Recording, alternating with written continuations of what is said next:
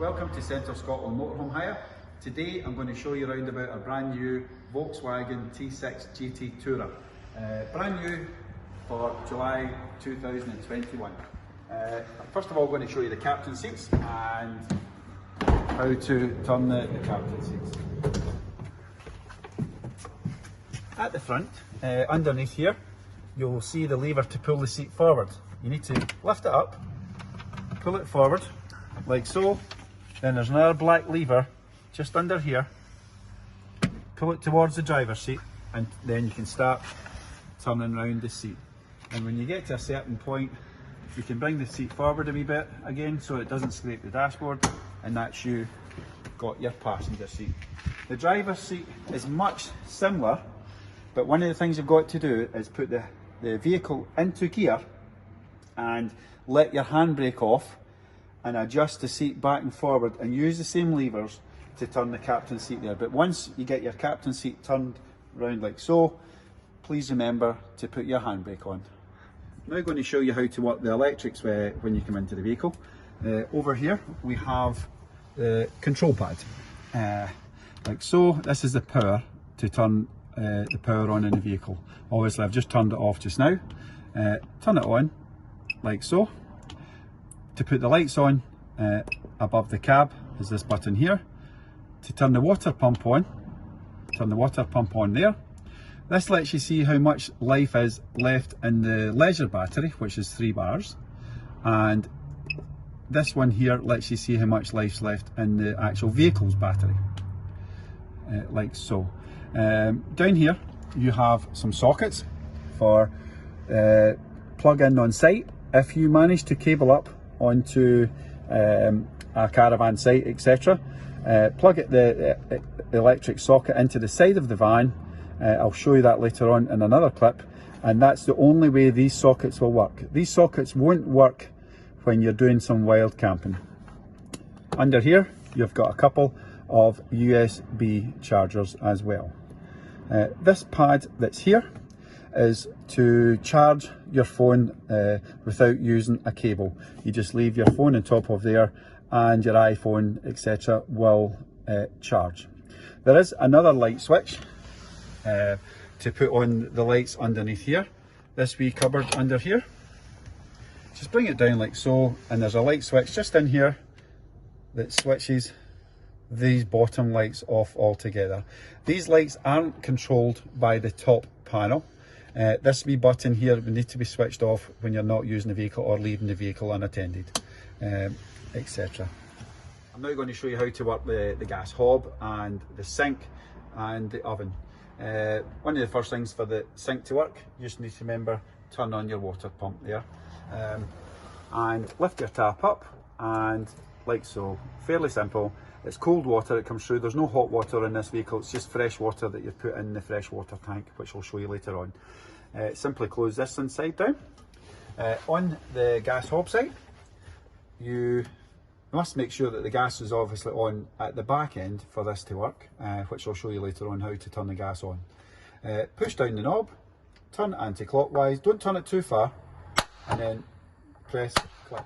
Because if you turn it too far, the flame will maybe come out and could take the hairs off the back of your hand. So just turn it right enough, and that's simply how you do the hob. Again, with the lid, don't put it down when you've actually done all your cooking, because it'll be far too hot. It could melt underneath the glass here. So let this cool down first before you actually lower the glass, like so.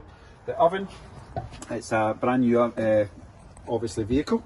And the first people that will use it, you might get a smell off it with the grill, because it is absolutely brand new. And just like all ovens when they're brand new, they might smell a wee bit because it's just burning off excess chemicals that was used to make the grills and the sides of the oven, things like that. So to light the oven, just push it in, turn it anti-clockwise, and like so, click the clicker. And to turn it off, turn it back off like so.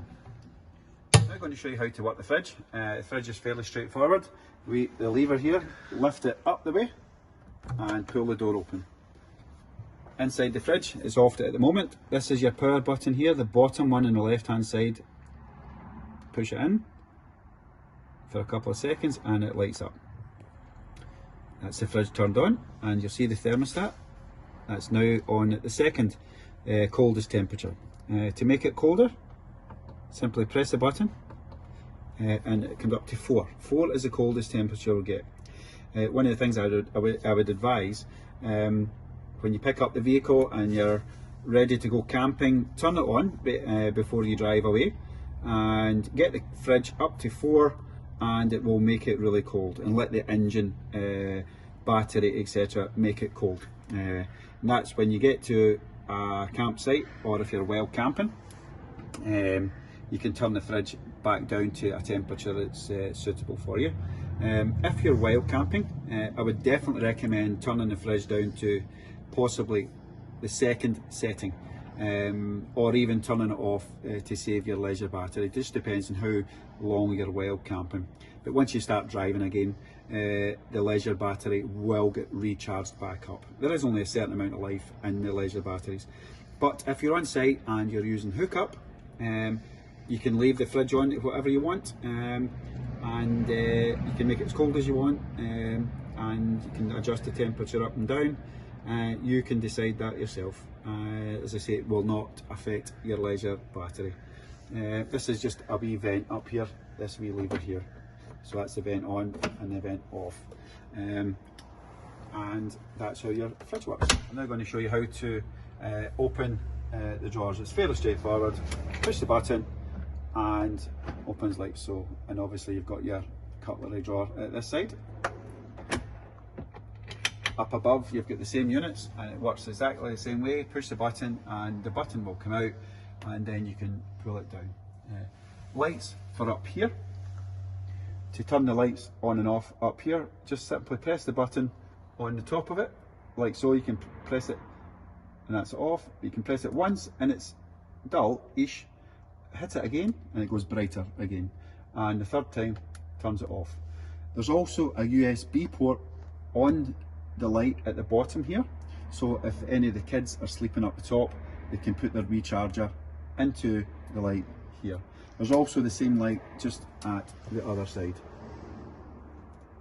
like so. I'll turn them off just now in case it's affecting the camera. Units under here, much the same.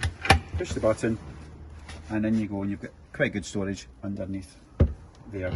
This cupboard here, just underneath the control switch, it's actually a chopping board. Obviously you'll put a chopping board that we will provide on top of that, because we don't want to mark the unit, and that simply just tucks away like so. I'm now going to show you how to work the heating system in the vehicle.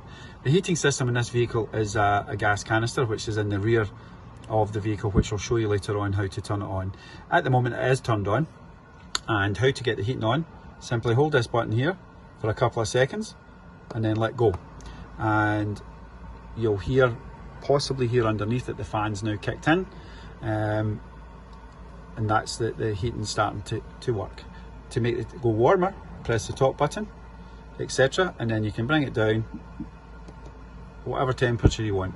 My recommendation is setting it at 19 for during the evening. Any warmer than that, it just gets a bit too warm, because the vehicle is very well insulated. That's now the red light coming on, and that lets you see that that's the heating now firing up totally.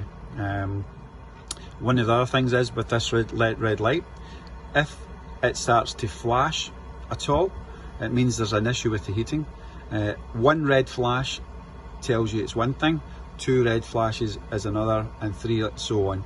And how to reset that, there is a little pin point here. You would actually put a pin in here and reset it. You hold it, press it once, release it, and then push it again for 10 seconds and then release, and that will reset your boiler. One of the reasons why you will get the flashing red lights is if your leisure battery has dropped below the 10 volts. It preserves your leisure battery so that the heater will only take the right amount, what it's required to heat the vehicle. But if the leisure battery gets to a certain point during the night, there's not enough voltage in it, it will turn the heating off and you will maybe get a red flashing light. Another reason for a red flashing light is you've not turned the gas on, but you've turned this panel on, or that you could have actually run out of gas. The system's fairly straightforward, again, on and off, temperature up and down. This one, please, I wouldn't actually touch that one. This is for timers, and I wouldn't recommend using that because you might end up upsetting the system and you might not get any heating at all. So that's how your heating system works. To turn your heating system off, hold the button and let go, and you can hear that the fan's now kicked down. It will take a couple of minutes to cool down. The heating box is right underneath the bed. One of the most important things as well with the heating, under here, you will see at the back here, this is your heating box. Your pipe here is obviously your hot air coming out, but one of the most important things is there's a circle at the front here. That's where it sucks the air in. Please don't put any bedding or anything like that at all in front of that point there, because that will cause the system to overheat and maybe cut off again as well, and you'll need to have to reset the boiler. To open the mini wardrobe at the back here, simply grab it at the back, turn it round about, and that lets you get access into the wardrobe. You can also gain access to the wardrobe via the back tailgate door. In here, also, this is where all the fuses are, and also make sure that this is on, which it is on just now, and that means that the system is up and running. I'm now going to show you how to lift the pop-up roof. One of the most important things at the moment is this door needs to be closed while you're popping the pop-up roof up or bringing it down. The reason being, the bike rack gets very, very close to the back end of the pop roof, and if it catches the pop-up roof and you're inside, you're trying to pull it down, it could end up twisting the roof. Especially if there's bikes on the bike rack when you've got the roof up, or the door open should I say, and the roof's up, and you're trying to pull it down, the handles of the bikes could catch it. So whenever the roof's going up or down, just make sure this door's closed, but you can open it up at any other time. Now I'm going to show you the pop of the roof. The roof system in this one is very easy. This is a system that we like. There is other systems out there in the market that's a wee bit more complicated. This one is fairly straightforward. It's a couple of wee ratchet straps. You push the button like so, and there, bring it down, but don't undo the strap completely. Leave about that left at the bottom, because if you did take the strap out and put the strap back in the wrong way, the roof could pop while you were driving because it would not be tensioning. So simply lift the roof up, simple as that, and then you tuck these up here out of the way.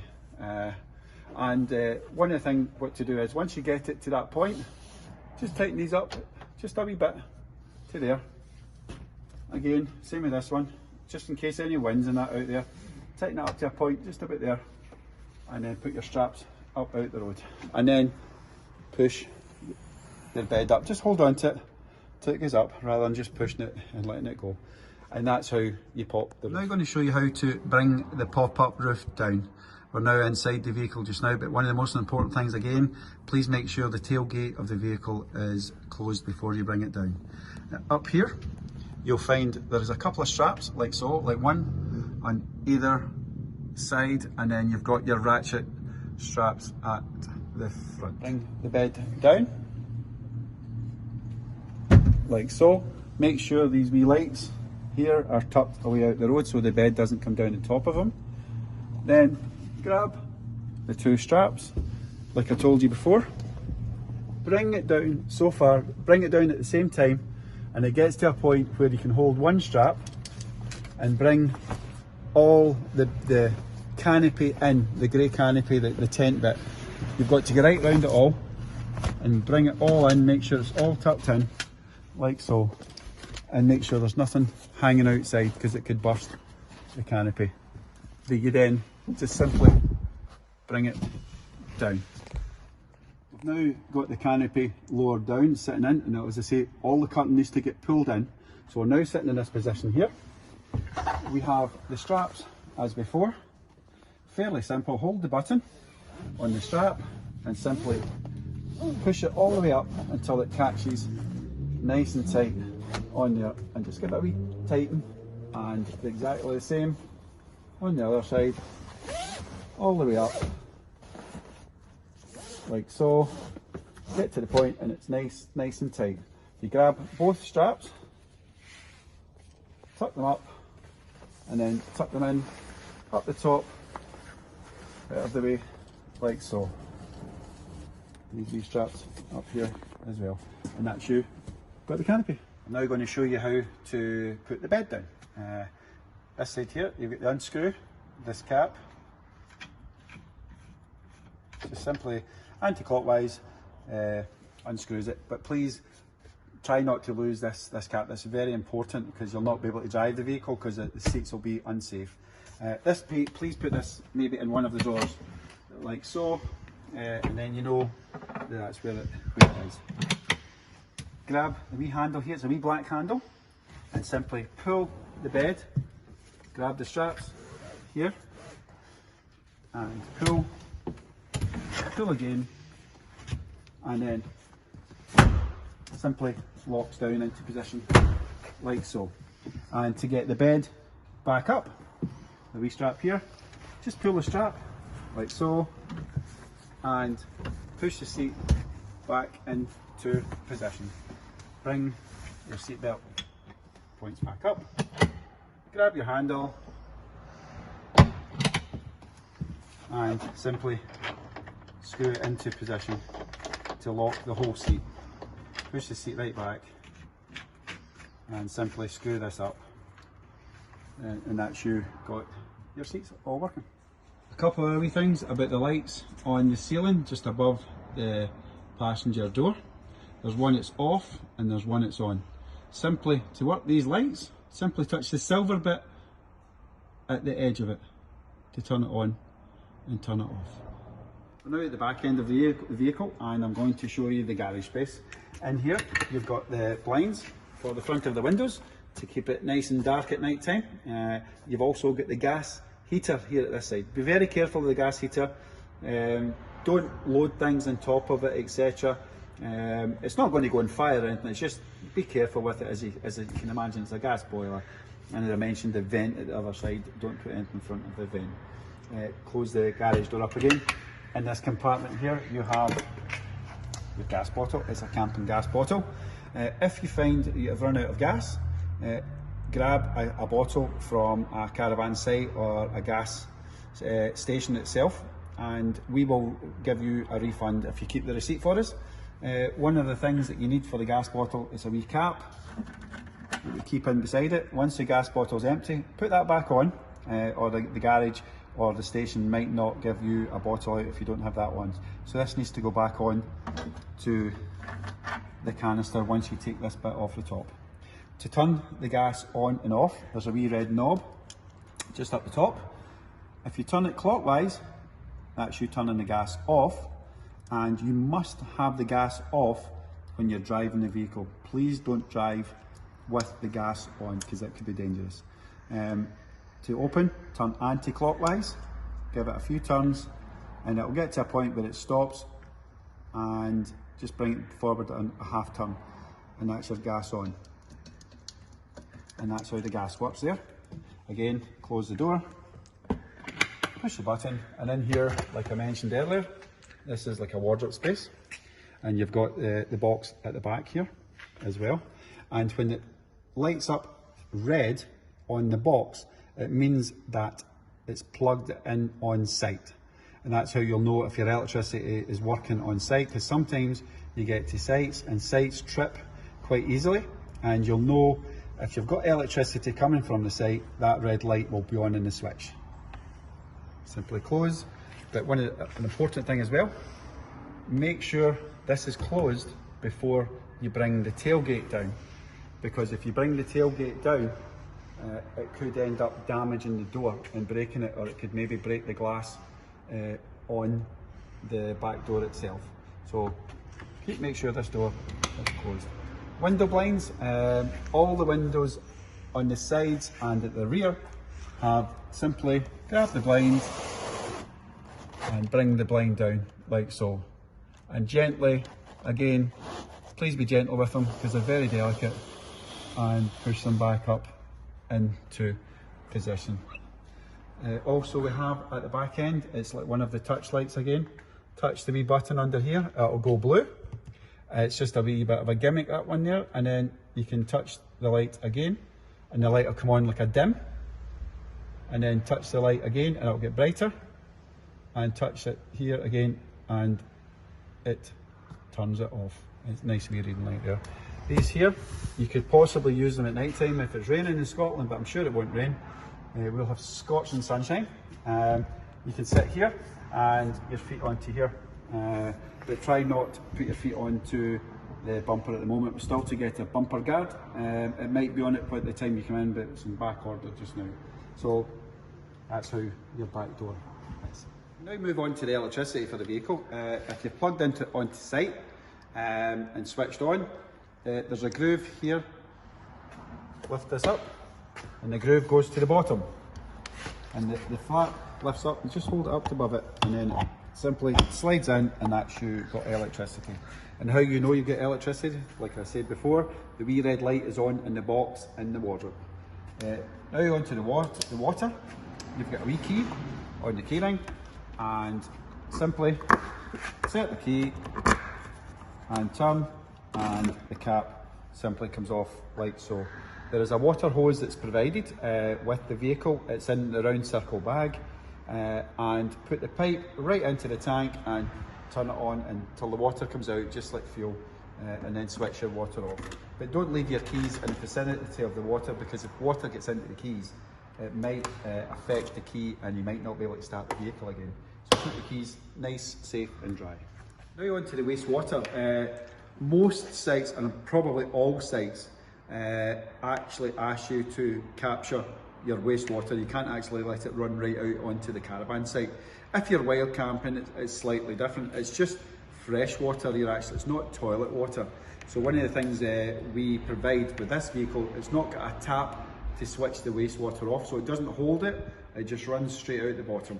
So with the collapsible bucket, all you do is push the centre of the collapsible bucket to whatever size you need, and it fits underneath the vehicle like so. The wastewater pipe is just right here, and you can capture your wastewater that's actually coming out and put it in the disposable services at the caravan sites.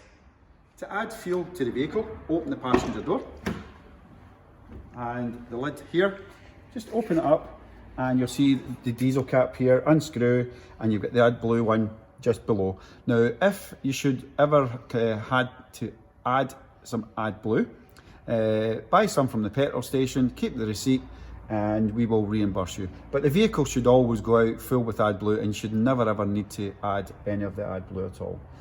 One of the things we ask, the vehicle will go out with 100% fuel capacity, but we do ask when you return to go to the petrol station just at the front of our unit and fill up with diesel and return the vehicle full of fuel. The table for the Volkswagen GT Tourer is actually located at the back of the driver's seat. All you have to do is turn half clockwise or anti-clockwise, it doesn't really matter. It'll slip right out like so. The table is locked into position with these wee locks. Once you clip these on to the bar just above the grill, it simply locks into place by clicking it in. That's it, locked in. To put it on, you need to put the table leg down first, press the button at the top, pull the leg out, and simply click it into place, and then lock it into place like so, and that's you got your table. We have spare wheel nuts for the GT Tourer, and they are located in the tub underneath the passenger seat. If we leave them in there, just in case you get a puncture, call the RAC, and the RAC will need these spare wheel nuts. I'm sure you won't need them, but they're located under the passenger seat. The fire extinguisher is also located in the back door. Just open it up, and under here you'll see the fire extinguishers in there. You've also got your cable, and your water hose will be put in there as well. Your first aid kit is located in the back cupboard above the rear seats. Now we've come round to the cab. I'm going to show you how to connect the Bluetooth. Simply obviously have your radio on, and the top right hand corner just press phone, and you'll see to use Bluetooth, search your device. So what to do is go into your settings on your phone, and you'll see VWBT and a certain number at the bottom of your searched devices. Simply click that device and it will come up here, do you want to connect, and simply press yes. The Volkswagen T6 is also fitted with folding in mirrors electronically.